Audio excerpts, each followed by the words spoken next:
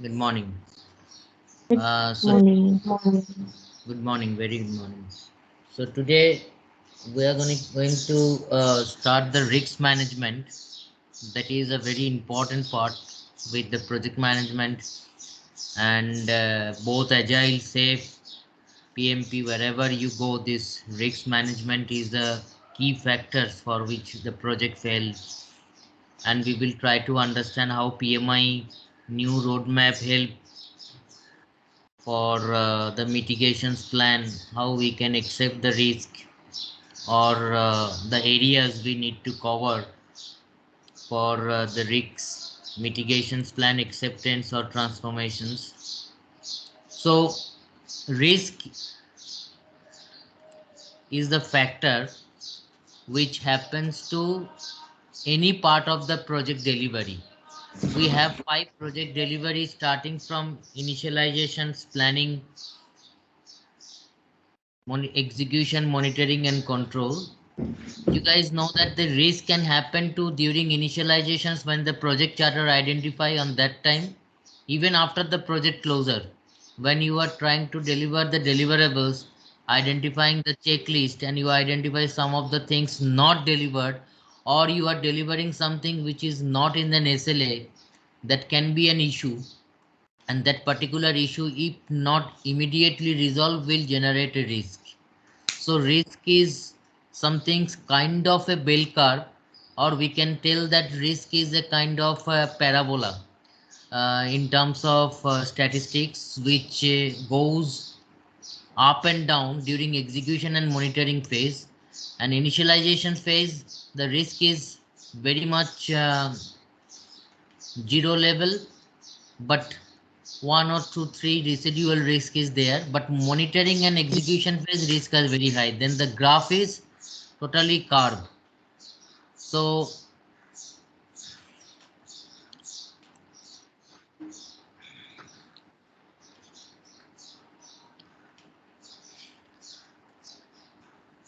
management of the risk is the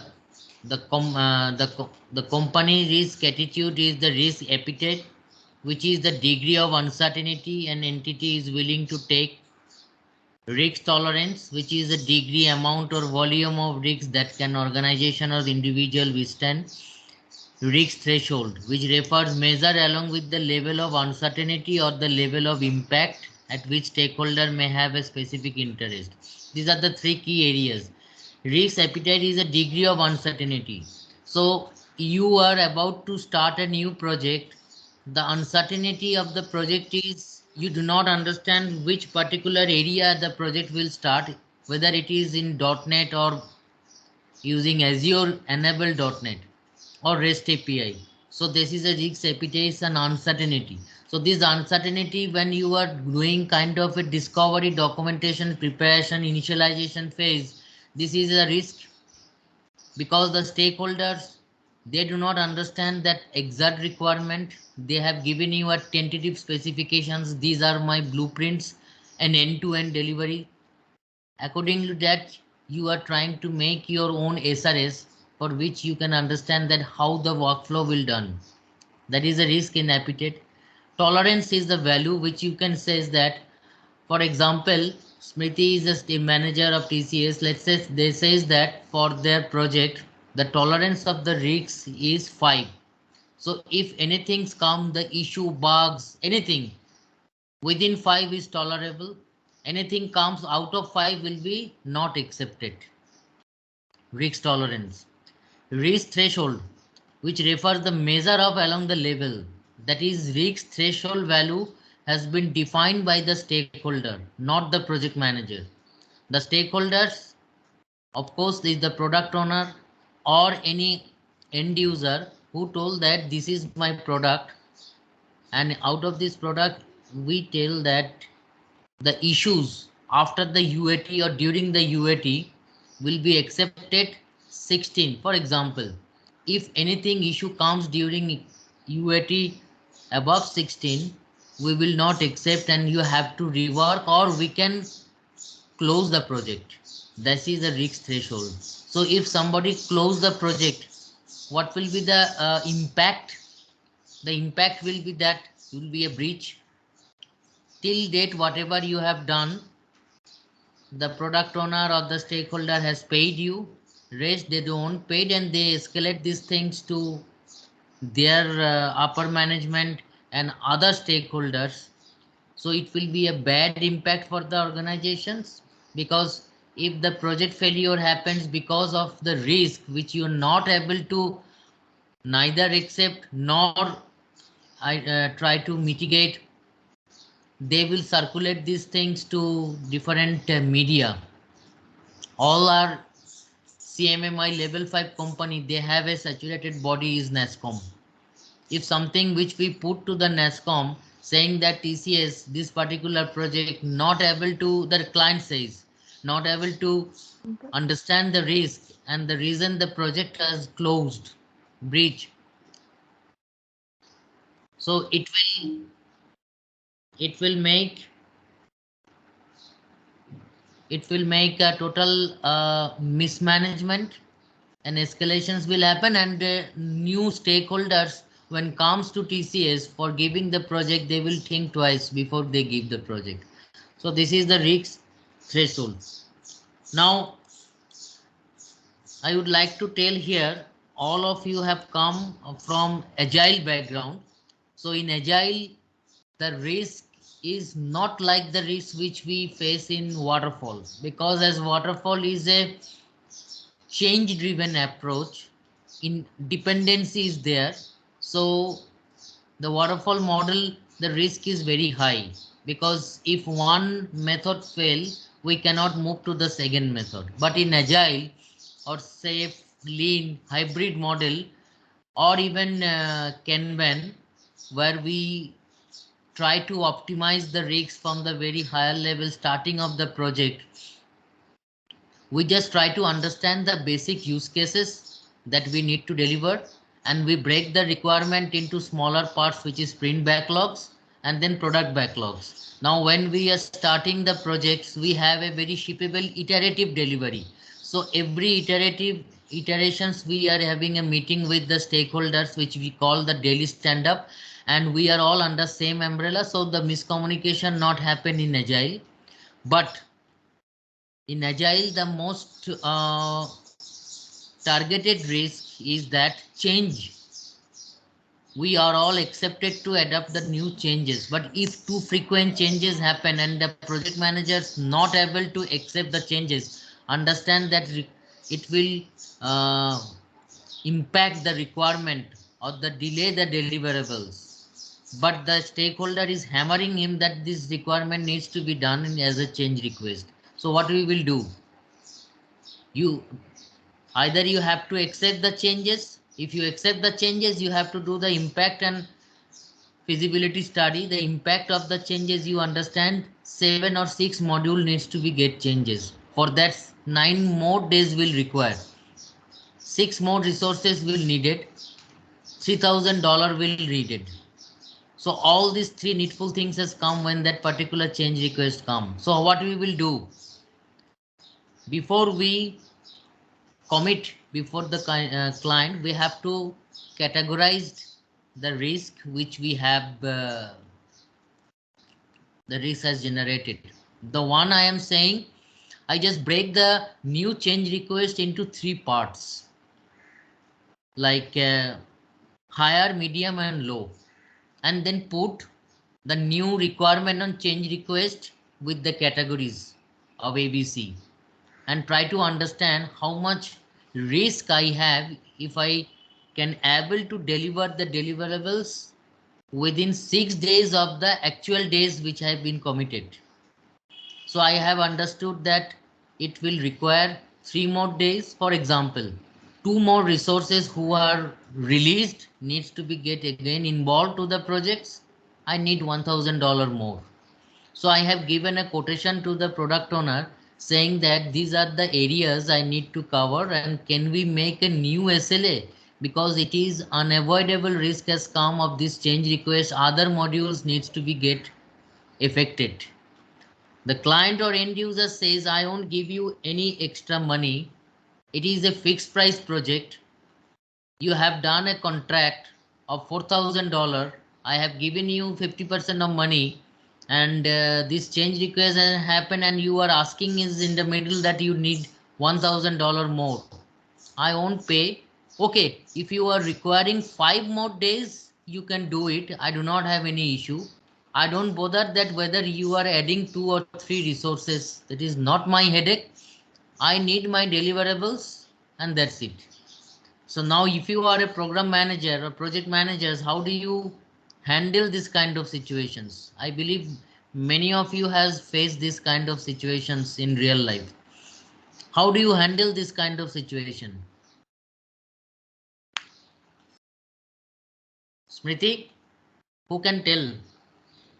And how do you handle this kind of situation?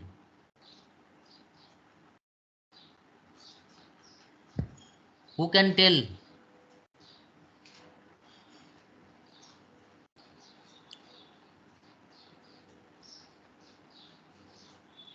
No answer. Not very sure. Manoj, Manoj, Vishal, what will be your idea? Okay, so nobody has any idea, but I should get something from you because all of you are very experienced. Here you join. See, if this situation has come, the one I'm saying, the kind of situations where a client is very demanding and he is not ready to give you the extra money for which you are asking, how would you do this mitigations plan? If you say I won't able to do these things because you are not paying me, so you will lose your loyal customer. Clear? If you say okay, I will do it, I don't need any money, I can do it within 6 days and I am adding 2 more resources, you are losing money. So when your project has end, your accounts team will come and tell you that why you have taken this $1,000 extra and why you have crossed your threshold value of the risks of from 6 days to 9 days.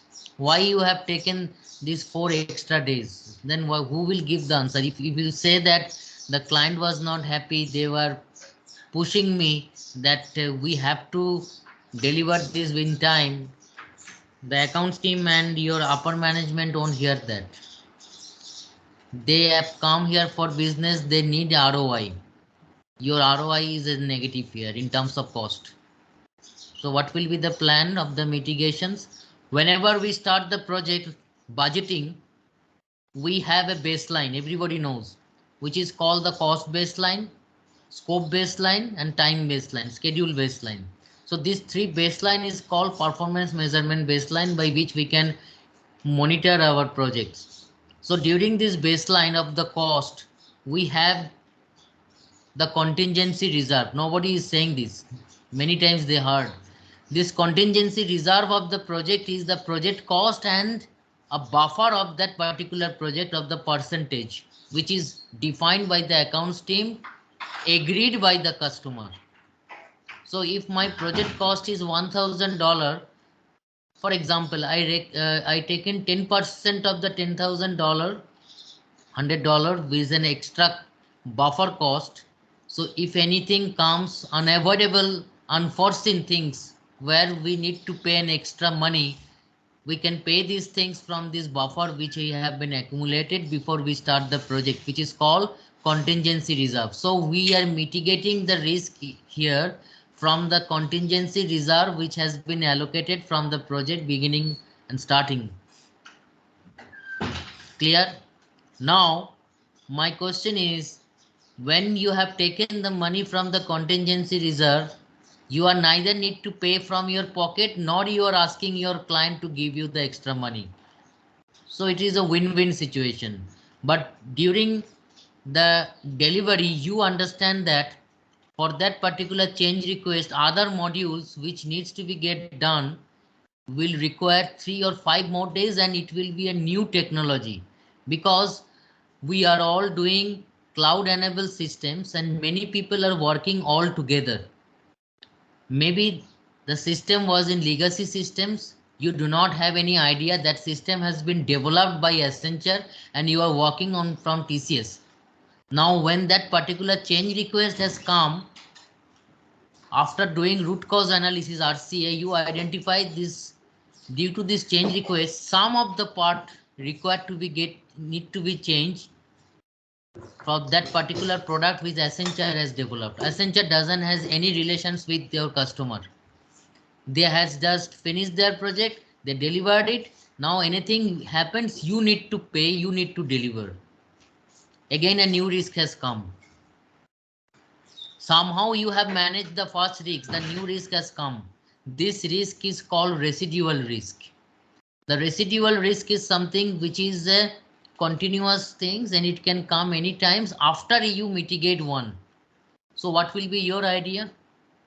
You don't need to knock Accenture door. Even Accenture won't give you any help because there is no SLA signed between you and Accenture. Even the client has given you the entire project.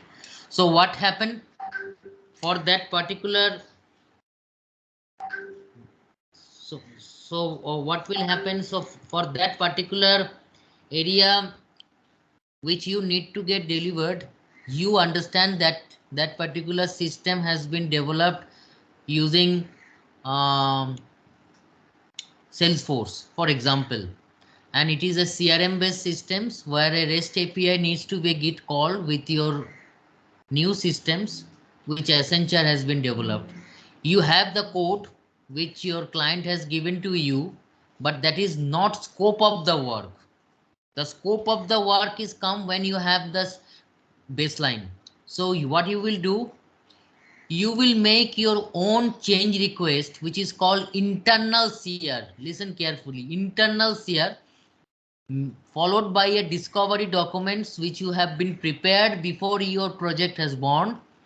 You've taken help from your project charter and clearly tell that these are the all new requirement. It is neither a requirement because of the change request, nor these things has been there into the SLA when we have signed the project. These things has been done by the third party of your client, who is I do not have any idea, we do not have any idea how they have been done. Please ask them or give them some KT so that we can understand the system and we can ready our resources to work with that. So what will happen there? Client will get this. They will talk to their higher management. If possible, they will knock to Accenture door because they had previously done these things with Accenture. If Accenture has their documents, obviously every client has their documentations, artifacts. That is the reason we all follow the CMMI level 5 or ISO. We all do the documentation. So once we have the documentations, we can get somehow knowledge that how these things has been done previously. They can share it with you, the SRS.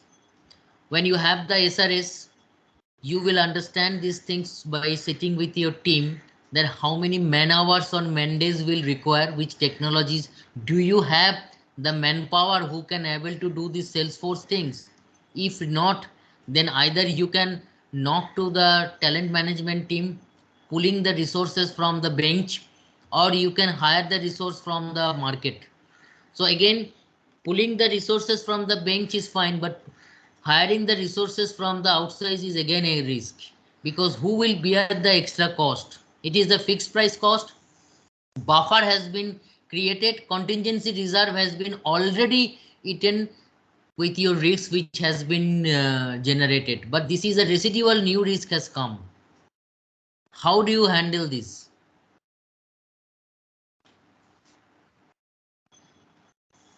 Any idea? How do you handle this kind of situation?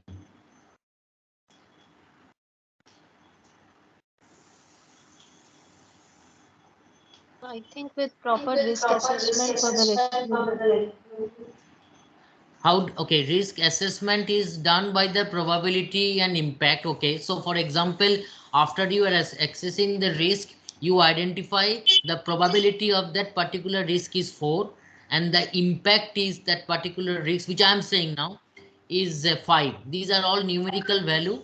Anything can be 5, 6, 7. So what will be your risk exposure? 4 into 5, 20. So you have been categorized your risk exposure 50, sorry, 20, and it is the highest point. Accordingly, you categorize other risks as well, which is called the risk breakdown structure. But 20 is the highest figure. So you identify it is the highest risk after mitigating all the risk. So here the mitigations plan is cost, because you have to hire a new resource, Salesforce resource from market, because all the resources are engaged with other projects. So what we will do, if you hire, you have a budget, it's a fixed price. You cannot ask for the extra money. You have to pay that particular resource. Any idea? Basically, what we do, if this kind of unforeseen risk arise, where we if hire, then also everybody knows a new person will join after 1 month, because they have their notice period. Nobody is ready to join within 7 days. Those person will join within 7 days who do not have any work, but we won't entertain those people who do not have any work, thinking that the compliance of our project, because if they do not have any work, they are sitting idle. Are they are able to at all handle? Why they are not in work? Question arise. So those people who are ready to join after taking the interview, they have a 2 months or 3 months notice period. Somehow they manage. One of the guy is 1 month, because he is already put the paper surfing the notice period. So, but he is not ready to join within 7 days. What will happen? Again, risk. What will happen? You are knocking the door of your other project managers. They are saying our Salesforce team is totally busy, we have delivery, we can't give you any resources. Even some resources who are ready to work hybrid mode, they are not experienced resource. Here you need very experienced resource, at least who knows the Salesforce Sales Cloud or CPQ. So what will happen? In order to mitigate this risk, the program managers is in touch with other third-party vendors who are very good Salesforce resource, ready-made resource, and they can help you. So, for example, in these situations, you are working from TCS, you talk with the LTI Mindtree who have that Salesforce good practices, resources available. The Salesforce practice team of LTI Mindtree told you that, okay, we will give you 2 resources for 1 month for that particular project, and they will work your premises in TCS Kolkata.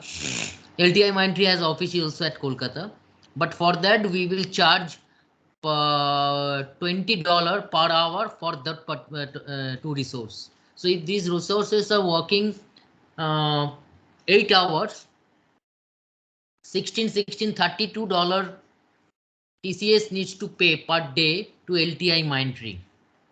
Now TCS has made an agreement with internal SLA agreement with LTI Mindtree, and LTI Mindtree resources has come from 1st November. My question is, who will bear this extra cost? Your contingency reserve has already gone. You have taken 10% of your project cost as a buffer, which has been utilized with the risk. Now a new risk has come where you have to pay, let's say it's a 6 days work, so 32 into 6, $220 you need to pay LTI Mindtree. So who will give you this $220? And where did you get this? I'm just trying to move a very complex scenario, because you guys, when you work, you have to face this when you are into program managers or some kind of senior role.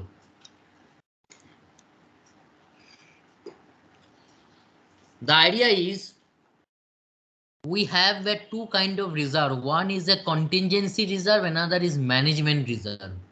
This management reserve is the top of the whole reserve, which is the company has allocated the money, the liquid money, capital money for all the projects, which is only they will execute or flush when any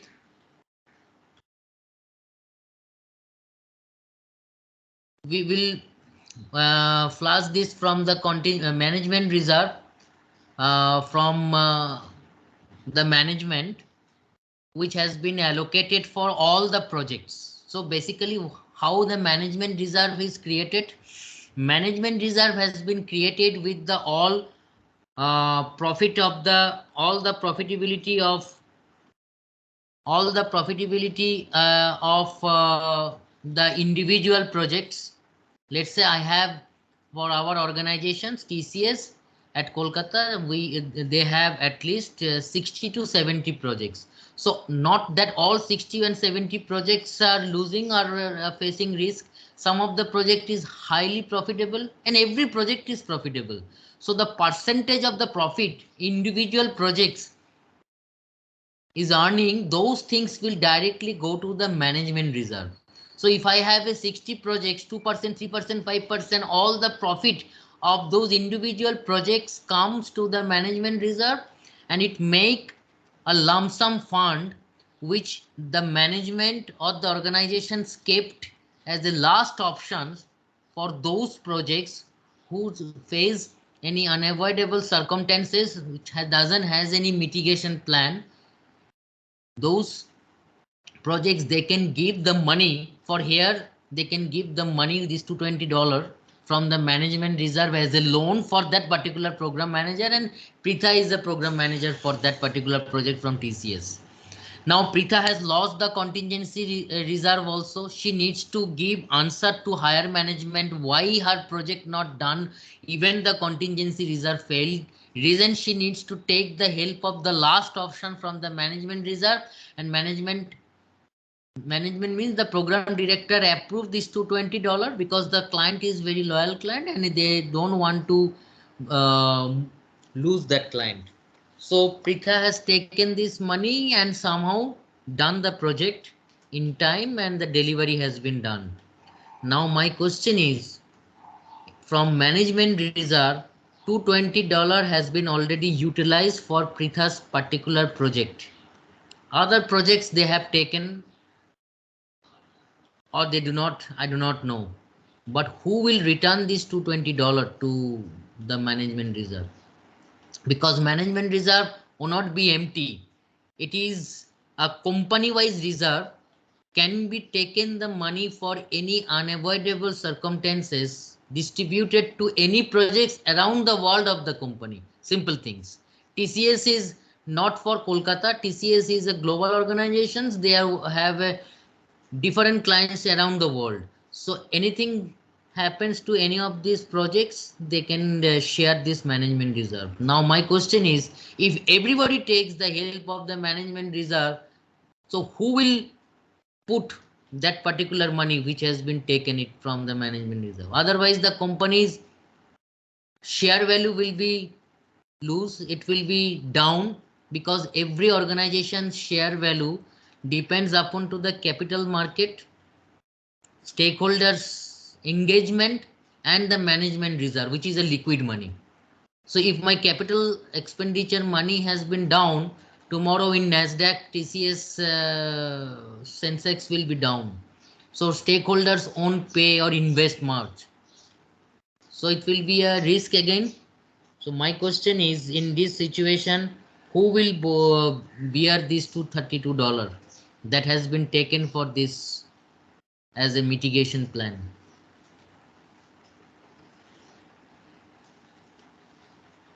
Any idea?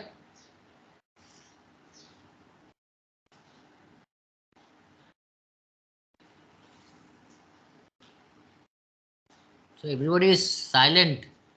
Why I'm not getting any answer? No idea on this, coach. Which was okay, Manoj, Shefali.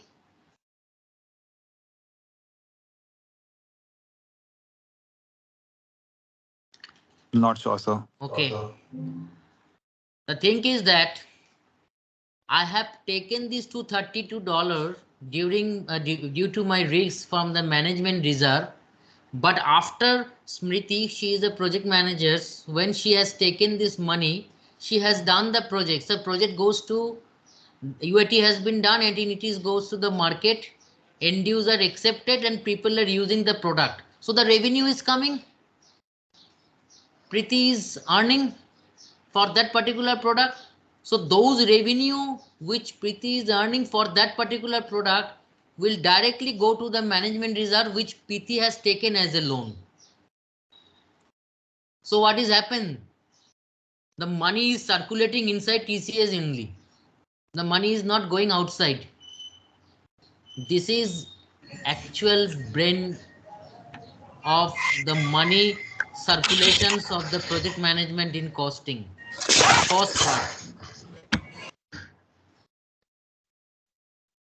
Money is moving from one project to another project internally because Smriti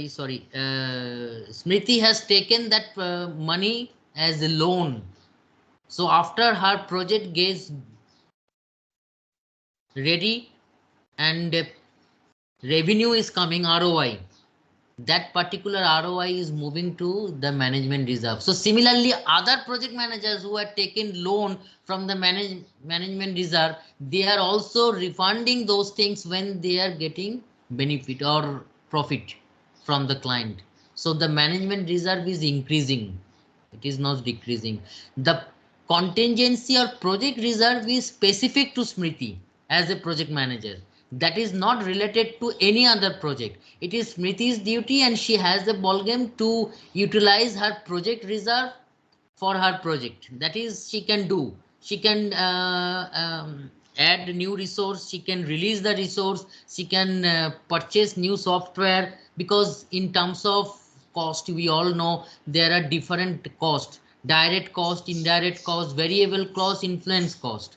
Influence cost is something which the customer is asking for the change request, influencing you, for which you are understanding that it will require more $100 to pay. So all those things has already been taken care when you have started the project, and these things has been reserved with your project cost, which is called contingency reserve or project cost. But anything above these things which is not on the project manager hand, you have to knock the door of the program director who can approve your budget for that particular time, and you have to refund these things.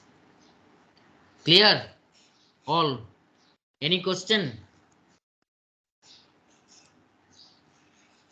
Am I One okay with? question, Saptarshi, I wanted to ask is, uh, like the management reserve when we are talking about, how is this cost managed there? When we are taking a loan from the management reserve resources, so is this something that is impacting my project when I am taking a loan from the management reserve, or a management reserve has differently planned the entire cost there? So just wanted to understand that. The management reserve is for all the projects of the organization. It is enterprise level, first of all. Second is, Yeah. you are asking your program director for the money you need, the extra cost from the management, because you understand your contingency reserve has failed. Because you have already exhausted your cost contingency reserve, which is a project cost plus the buffer you have taken before starting the project. So for that you have to answer the management why you are taking loan from the management reserve, and there should be a proper SRS, SLA, issues log, risk register, risk exposure, quality compliance register. Everything should be ready as a document with you, and you will highlight these things to your management. If they understand it is really needed for you, otherwise the project will fail and you will lose the loyal client, then only they can approve. If they understand because of your fault you have taken the or exhausted the contingency reserve, which you can easily mitigate with the one or residual risk as arise, then they will say that we won't give you any extra money. You have to adjust these things with the cost which is approved by your accounts team. We are sorry. If these things happen, Smriti, then it is a nightmare for you, honestly. Because you won't pay the extra money from your salary is very foolish things. Now, there is no, we won't do this. So who will bear these extra costs when the management has rejected you, saying that we are not happy your clarification? Then this risk is around yourself. So it happened in that, if these things happen, you have to make your client understand that due to these changes, there are lots of modules have been impacted, and the project is an agile, iterative, incremental, change driven approach, and the definition of done or the demo has been done for a particular release. I'm saying a release, mind it, release. For those new changes which has been impacted for your project, we can keep it as a new release and make it as a product backlog for the next iterations, and we will evaluate our schedule, cost and scope, and we'll give you a new estimations, and if it is approved, we will work. The client will have to also agree with you, because they have also their every deliverables features which you are giving, the use cases. When you says the definition of done has reached, you have been moved to the demo, resources are all released, risk has come after these things. So these things, a new estimations need to be get done. You had somehow tried from your management, if they can manage, you can do these things with the same sprint, but the management not agree with you.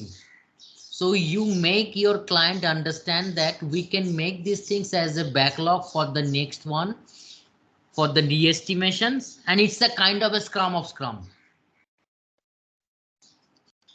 So if you have to Smriti, you have to clarify your upper management, at the same time you have to clarify your end user, because you are working as a bridge in between them.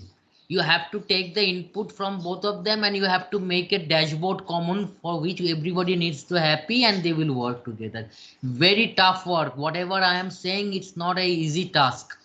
If you guys work in on hands, it is a real tough job, because you have to think different inputs.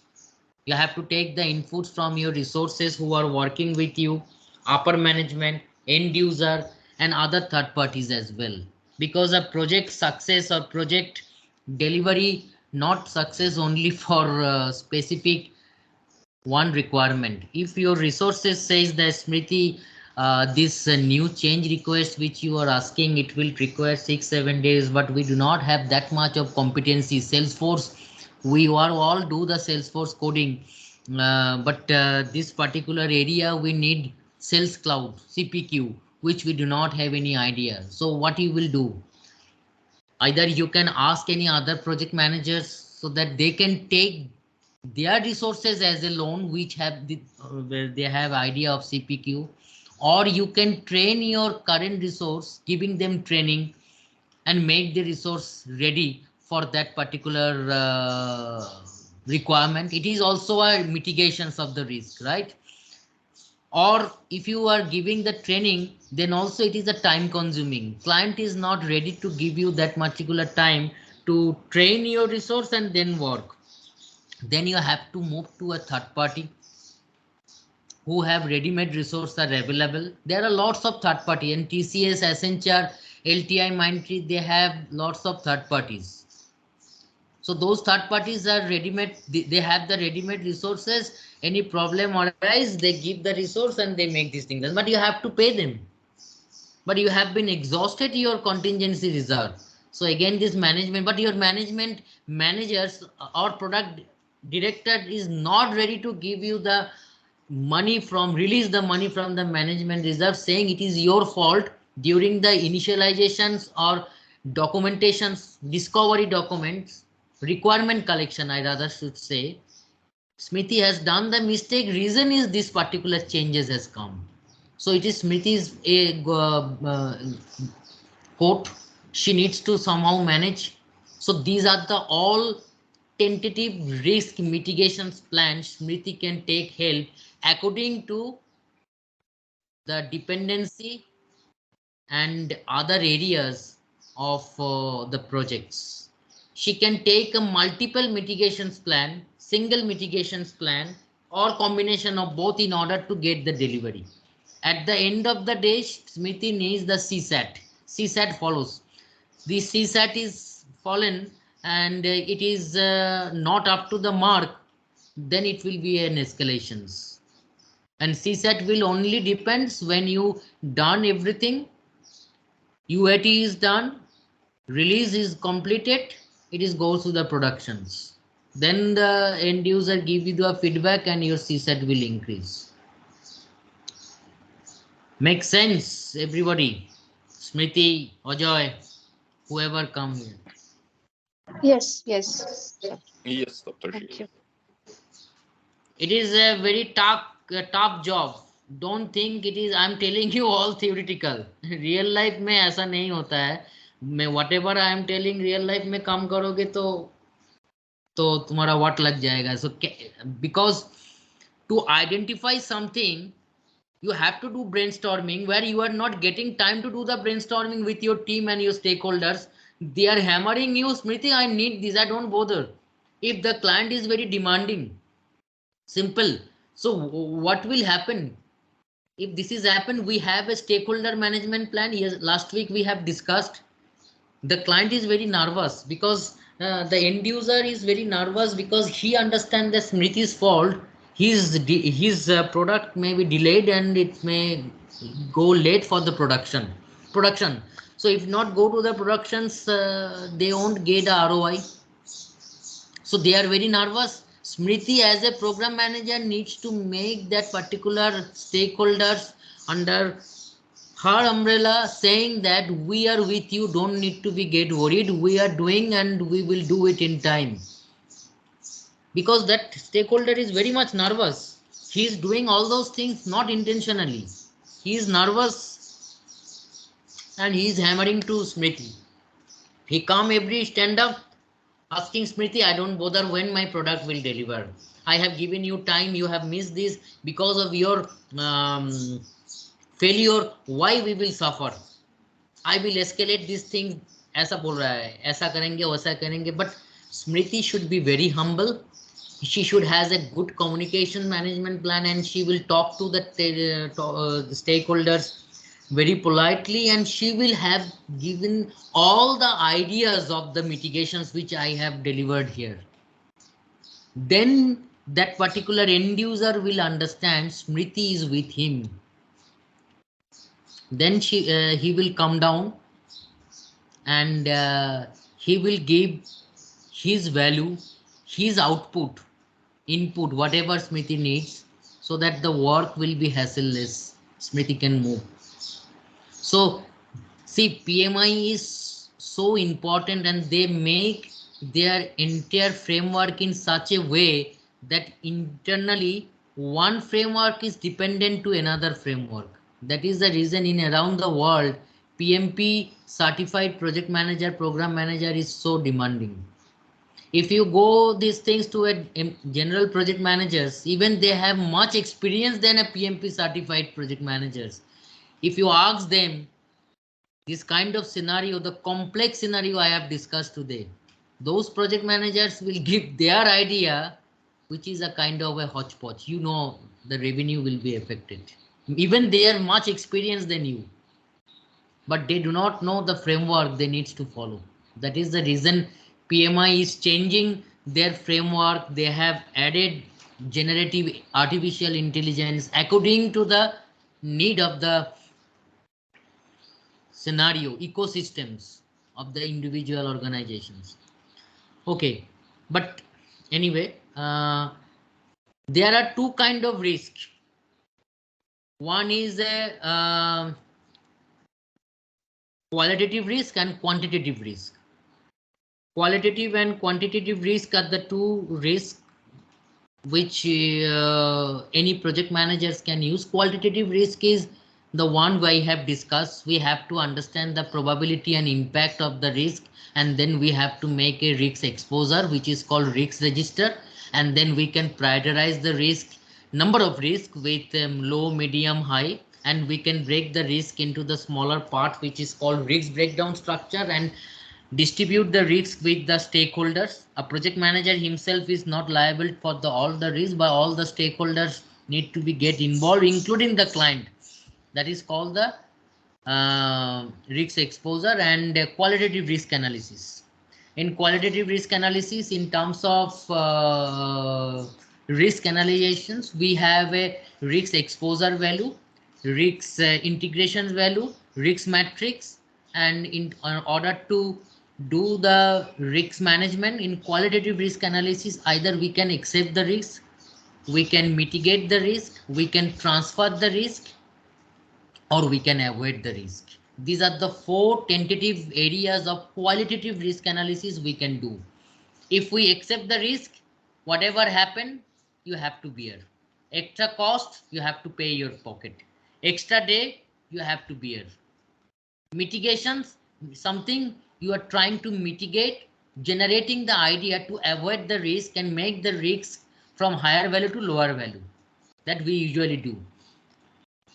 Transfer, something which you understand that it is not possible for your organizations to neither mitigate nor accept. It is kind of a risk which you do not have kind of workforce. You transfer this to a third party who have a ready-made resources. They can work on your behalf and they can deliver it. But transferring the risk to a third party, again generating a new risk, because how do you know Vishal is a third party vendor from Pune? He is doing all those things incorrect. He has told a very big thing. Smriti, don't worry, I have done these things for Citibank. Kuch nahi hoga, tum de do, I will de. We have a very good report. Why you are worrying? So who knows that Vishal is saying all those rubbish things, even he do not have much resources. He has done these things to get the project.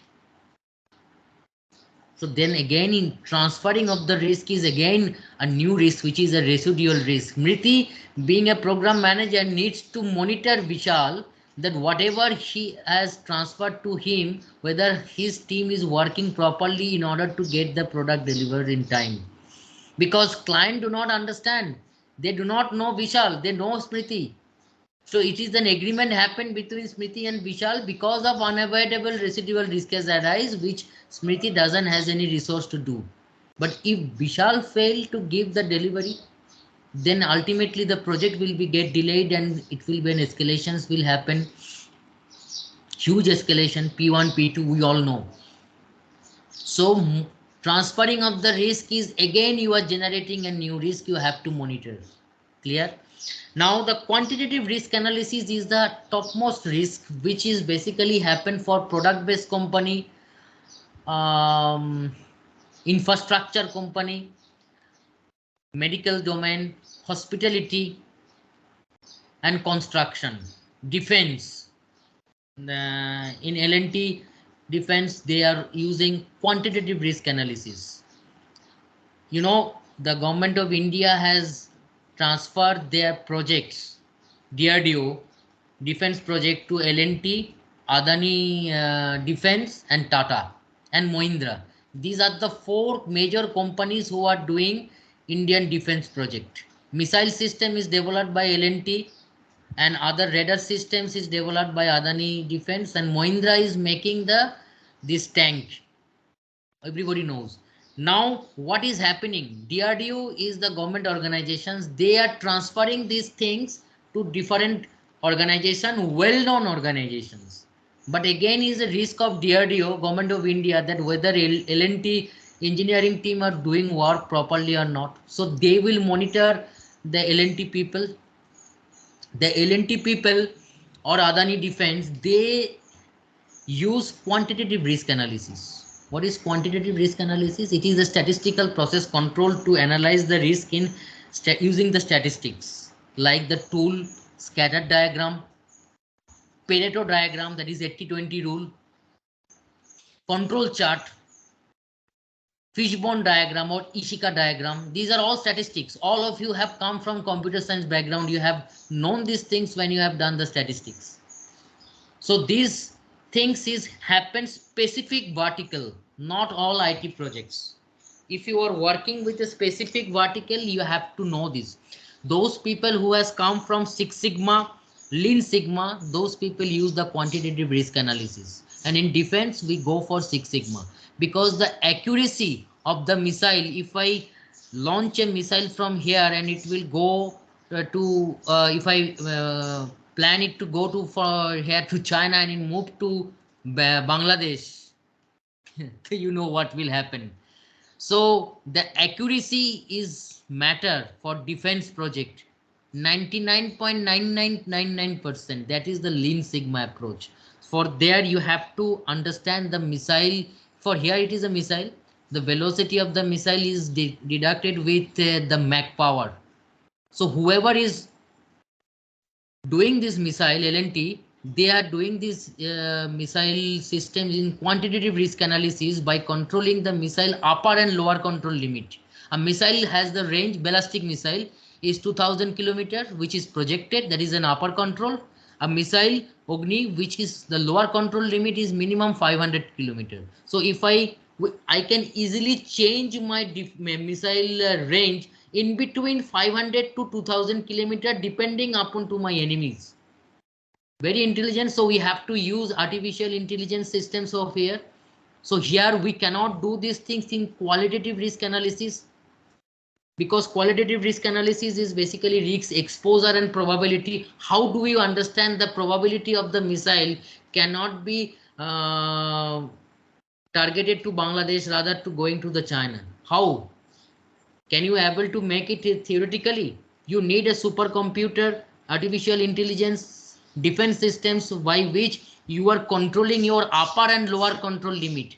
And in order to go your upper and lower control limit in terms of risk, you have to calculate the missiles mean. Mean is something we all know the mean. Mean is a baseline. And defining mean is a baseline. You are controlling your upper control is 2000 kilometers, lower is 500 kilometers. Your missile will can move in between 500 to 2000 kilometers. So how do you calculate the mean? Using statistics. We all know how to calculate the mean. Using the standard deviation, we calculate the mean, and for upper and lower control limit, we using Newton interpolations. In Newton interpolations, we have the derivative of every occurrence of the missiles. Missiles when move, it moves a Mach power. So every 100 kilometer missile moves, 1 Mach power has been achieved, and it will continuously move. So being a human, can you able to track the risk of the missile? No. You have to calculate this using the mathematics. That is the quantitative risk analysis. So these are the two areas which project managers can move. Some of the project managers who do kind of defense project in L&T, they have to know the statistics. Some of them, even I know have a huge references in around the world. In Pune, TCS is doing some defense project for a radar system for DRDO, and one of my student and my friend, you can tell, he is doing that project. He is a program director from TCS for this DRDO project. So he has totally come from an IT background, and now he is learning this Lean Sigma and Six Sigma. He is literally doing the mathematical formula using his team in order to give them a 99.99% deliverables. So that is a matter. So you have to change yourself according to your demand. You cannot tell that I will be only in IT, I won't go to any other project. I will only work in Salesforce, I won't go to any other vertical. If your mindset is that, I will tell you, you lost your career. you should be ready to accept the challenges, and for that continuous improvement is necessary. That is an also part of your risk mitigations. That's it. So any doubt? I have told of many things today. I don't know how. Hope you, all of you have enjoyed. Any questions can you ask? Any? Shefali, Vishwas, Smriti, everybody are okay with any questions? You can keep posted. Sure, sure. Okay. Sure, sir. Thank you. We will come Thank you. next week. Thank you. Thank you. Thank you. Sure. Thank Thank you you. all. Thank you, sir.